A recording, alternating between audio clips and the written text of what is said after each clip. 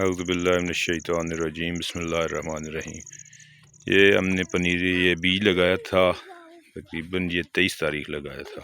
माशाल्लाह 23-24 तारीख को लगाया था। पनीरी तैयार हुई पड़ी है। कल इंशाल्लाह इस पनीरी को शिफ्ट करेंगे ज़मीन में। और ये हमने क्यारी पालक की बनाई, इसमें पालक लगाई। माशाल्लाह पालक भी बेहतरीन निकली हुई है। और इन 6 क्यारियों में आज हमने प्याज का बीज डाला है। ये देखें, ये प्याज का बीज डाला हुआ है।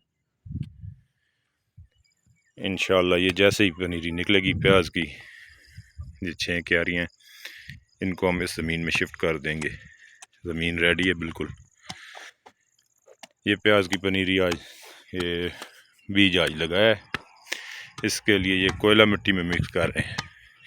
ये एक टेक्निक है, इस कोयले को मिट्टी में मिक्स करते हैं ताकि इसके ऊपर ये लगा धूड़ देते हैं, ताकि इसे कोई कीड़ा मकोड़ा बीज को उठा कर ना ले जाए।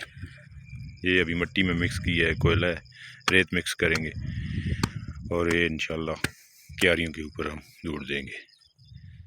इससे ये है कि हमारा बीज बच जाएगा।